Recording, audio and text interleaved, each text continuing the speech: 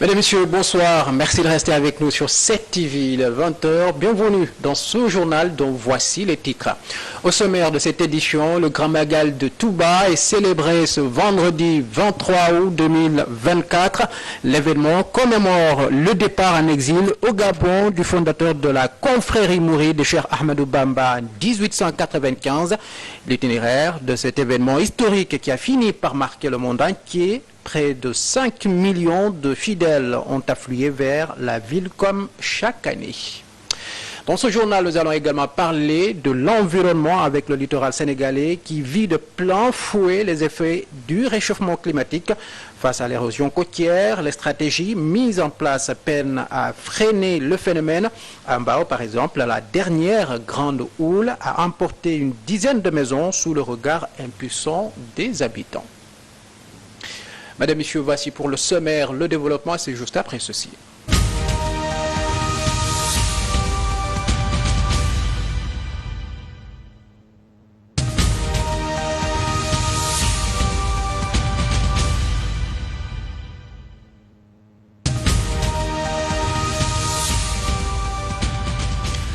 Soyez les bienvenus dans ce journal si vous nous rejoignez. Le Grand Magal de Touba est célébré ce vendredi 23 août 2024. L'événement commémore le départ en exil au Gabon du fondateur de la confrérie mouride de Cheikh Ahmadou Bamba en 1895. L'itinéraire de cet événement historique a fini par marquer le monde entier. Près de 5 millions de fidèles ont afflué vers la ville comme chaque année. Le comité d'organisation du Grand Magal a mis en place un programme riche et varié pour marquer cette 130e édition.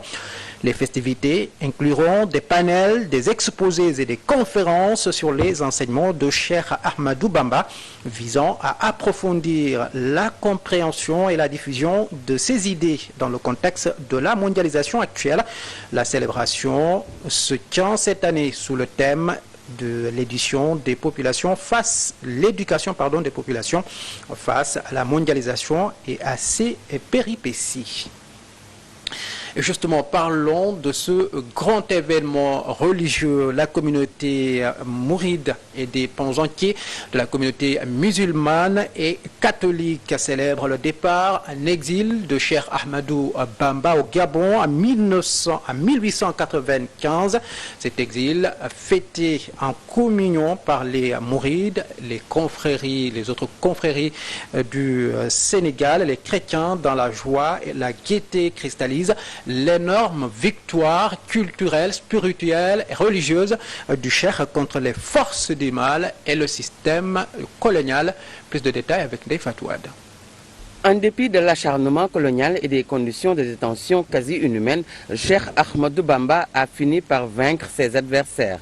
Après son retour au pays, il a jeté les bases de la mise en œuvre de sa vision et de son choix de société. Cheikh Ahmadou Bamba est et restera l'incarnation vivante d'un modèle achevé, d'un engagement personnel au service de Dieu, de l'humain, de l'islam soufi et la justice sociale. Il laisse à sa communauté et à l'humanité entière un riche patrimoine culturel, intellectuel, religieux et un modèle de communauté construit sur une gouvernance exemplaire dans le long terme. L'actuel khalife général des Mourides, Serigne Mountakha Mbacké, poursuit l'œuvre de son grand-père et de ses prédécesseurs. Le khalife a les qualités humaines, intellectuelles, spirituelles. Il a décliné sa vision pour bâtir la ville sainte de Touba, suivant les principes fondateurs du mouridisme et son ambition personnelle. Bon Magal au khalife général des Mourides et à tous les disciples et fidèles du cheikh de la Mouridia. Des fatwas de ce grand événement religieux se tient cette année dans un contexte sanitaire mondial un peu particulier en cause l'épidémie Mpox. Mais il faut noter qu'au Sénégal, les autorités sanitaires ont pris des devants.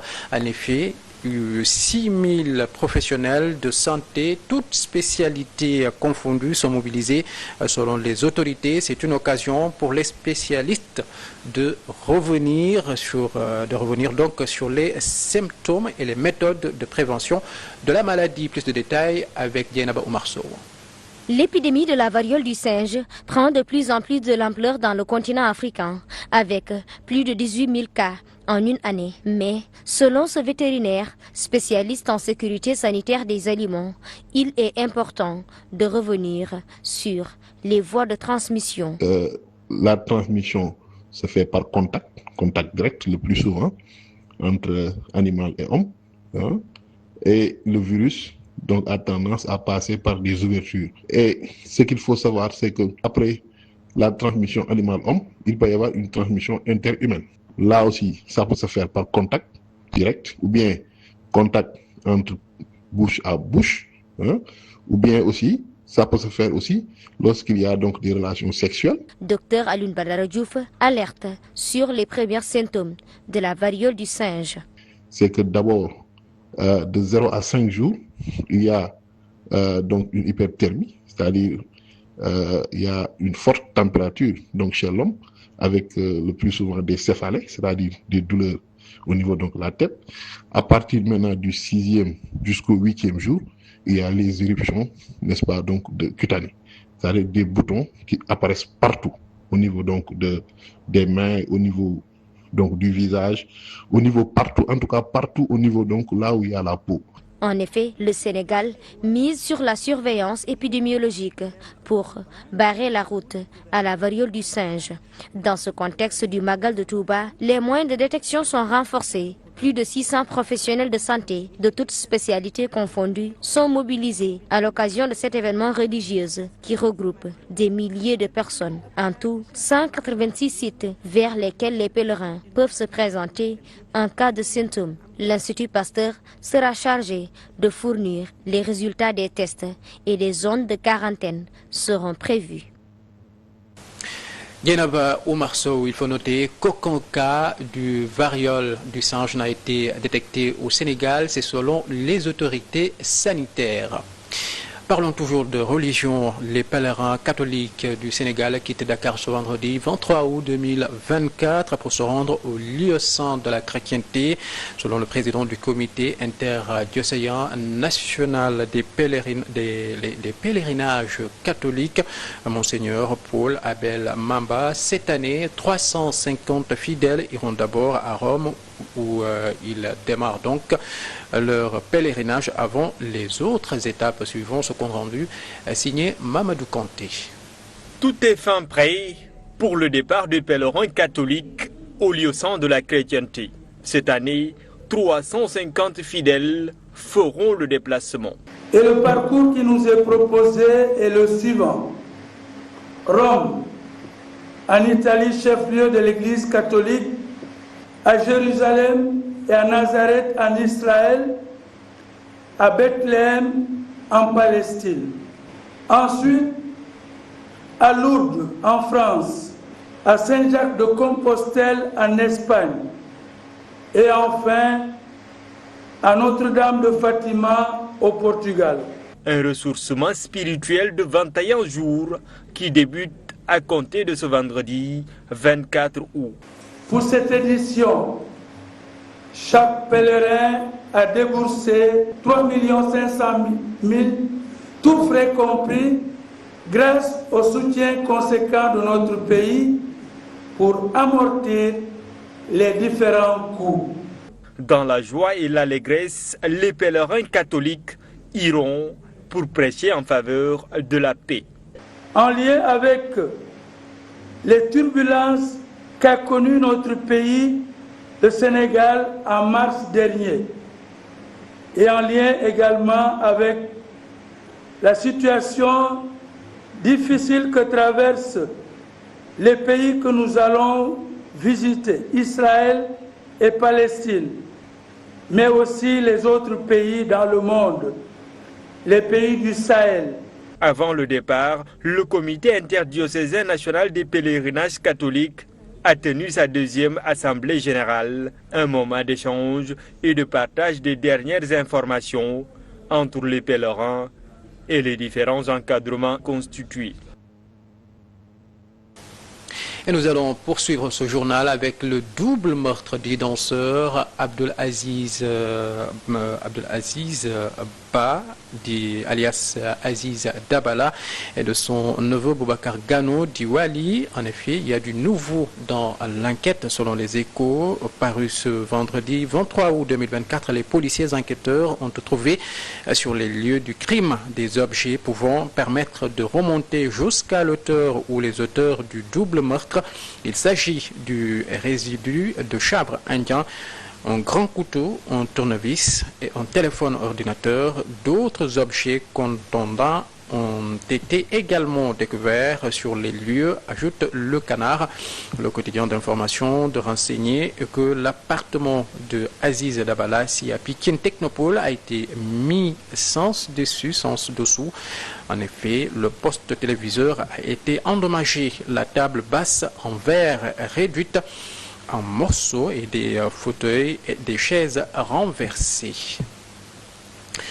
Et puis un autre élément annoncé dans les titres, le littoral sénégalais, je vous disais tantôt, subit de plein fouet les effets du changement climatique face à l'érosion des côtes. Les stratégies mises en place peinent à freiner le phénomène. À Mbao, par exemple, la dernière grande houle a emporté une dizaine de maisons sous le regard impuissant des habitants. Notre équipe composée de Moussa Mané et de Amadou Kébé s'était rendue sur place suivant leur reportage. Sous le bruit des vagues, règne une peur déferlante sur la population de Mbao. Ce cimetière, érigé à l'époque très loin des habitations, est aujourd'hui menacé de disparition à cause de l'avancée de la mer. Ce cimetière a été composé de 4 parties, mais aujourd'hui, les 3 parties sont sous les eaux. Nous avons tous des défunts enterrés ici. C'est le seul cimetière historique qui nous reste ici à Mbao. C'est ici que repose mon grand-père. On ne doit pas laisser faire. Ce mur, construit à l'époque de l'ancien maire Momodou Seck vers les années 2000, ne semble plus être une solution. Secoué par la force des vagues, une bonne partie du mur est aujourd'hui emportée par les eaux. Les conséquences sont irréversibles. Cela fait plus de 15 ans que ce mur est là. Et si rien n'est fait, ça sera la catastrophe. Le mur disparaît petit à petit à cause de l'avancée de la mer, en causant des fissures. Des familles entières menacées au quotidien, leur sommeil perturbé.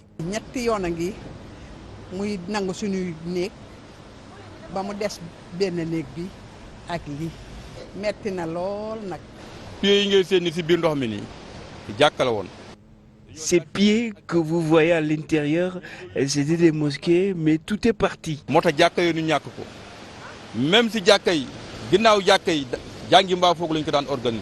Face à la gravité de la situation, le silence des autorités inquiète la population. Il n'y a que l'État qui peut solutionner ça.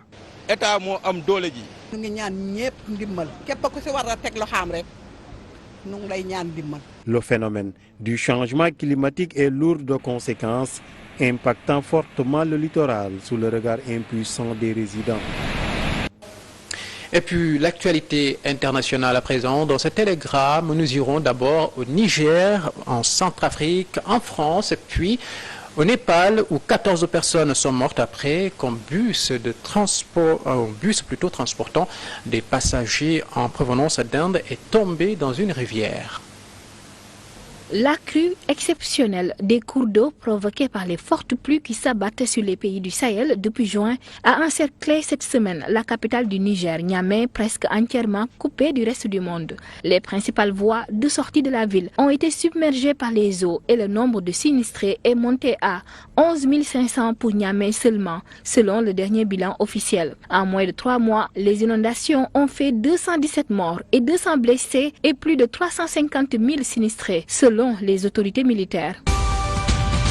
En Centrafrique, le gouvernement a annoncé le report des élections locales et municipales initialement prévues en octobre prochain. Ces élections ont été renvoyées au 6 avril 2025. La décision a été prise après une rencontre entre le gouvernement, l'autorité nationale des élections et les partenaires financiers. Mathias Barthélémy Mourouba, président de l'Agence nationale des élections, a expliqué que ce report est dû à des problèmes financiers et techniques. Le coût de ces élections est évalué à 9 milliards de francs CFA. Selon le gouvernement, 5 milliards ont été déjà mobilisés. Cela fait au moins 40 ans qu'aucune élection locale n'a été tenue en Centrafrique.